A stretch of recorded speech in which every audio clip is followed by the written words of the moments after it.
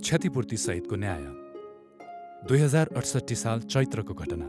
आफ्नो भविष्यको पहिलो खुड्किलोको रूपमा रहेको एसएलसी परीक्षा दिन गएकी एक किशोरीको बलात्कार हुन्छ।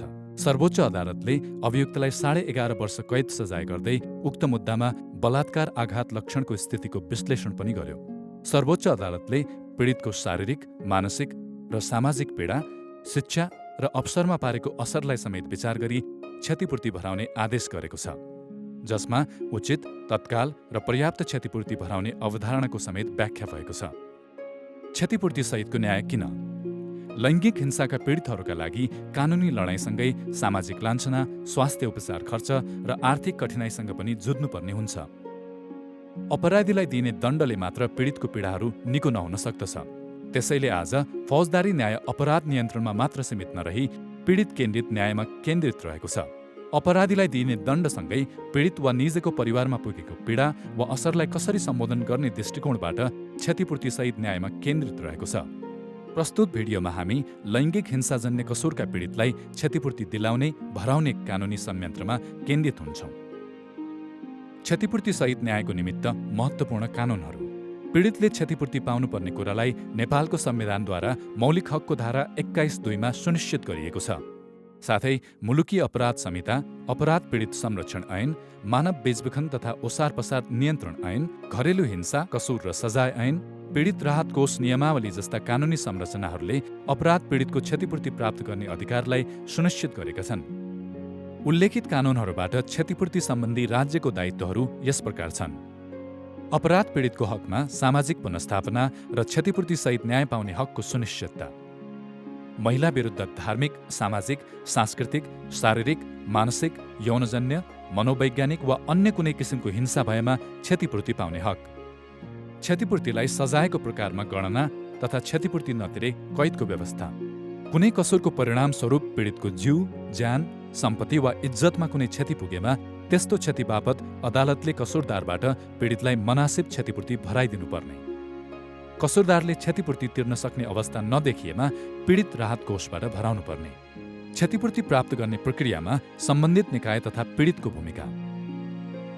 क्षतिपूर्ति प्राप्त गर्ने प्रक्रियामा पीडित, प्रहरी, सरकारी वकिल र अदालतको भूमिका रहन्छ। उल्लेखित व्यक्ति तथा संस्थाका भूमिकालाई छुट्टा छुट्टै यसरी देखाउन सकिन्छ। पीडितको अधिकार।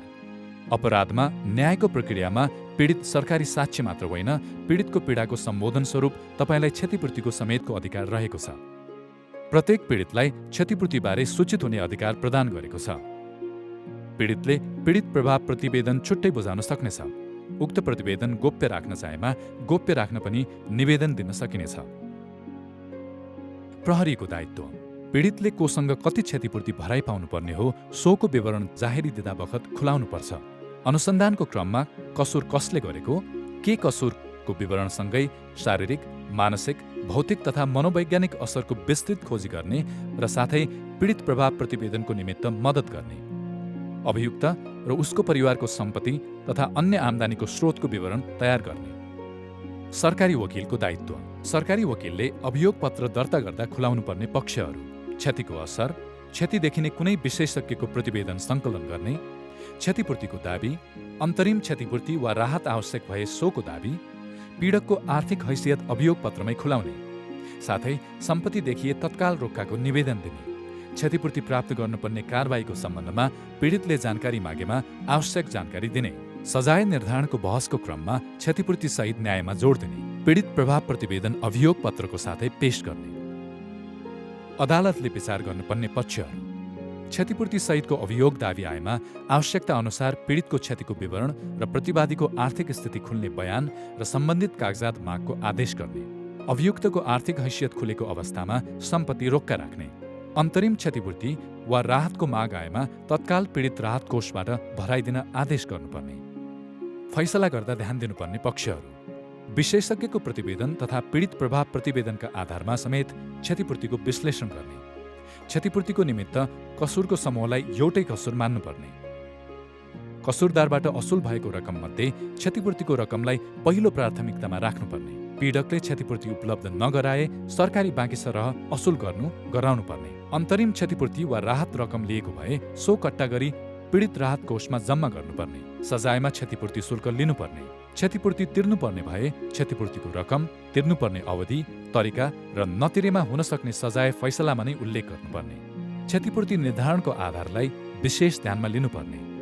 क्षतिपूर्ति निर्धारण गर्दाका आधारहरू: पीडितलाई पुगेको भौतिक, शारीरिक, मानसिक र भावनात्मक क्षति, पीडित तथा निजमा आश्रित व्यक्तिको अवस्था, अदालतले उपयुक्त ठहर्याएका अन्य कुरा जस्तै कानुन व्यवसायिक खर्च, यातायात खर्च, आर्थिक क्षति, पीडितलाई चोटपटक लागेको वा अङ्गभङ्ग भएको भए औषधि उपचार खर्च, पीडितको मृत्यु भएकोमा सद्गत खर्च एवं काजक्रिया खर्च, क्षति पुगेको सामानको मर्मत तथा खरिद खर्च, पीडितको सौन्दर्यतामा परेको प्रतिकूल असर।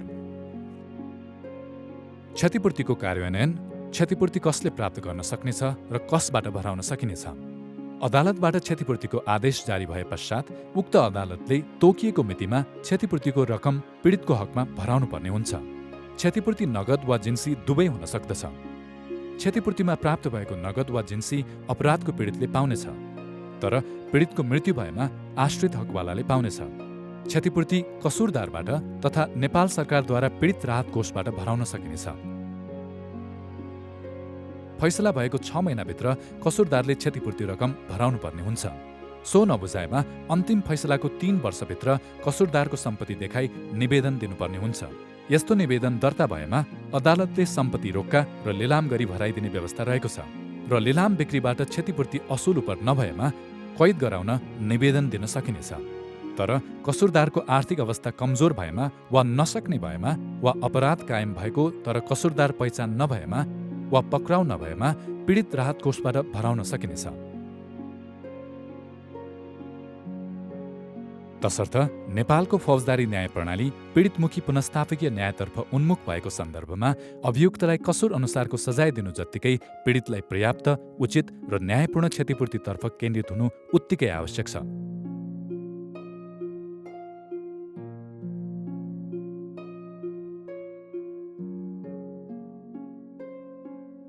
अबको न्याय क्षतिपूर्ति सहितको न्याय।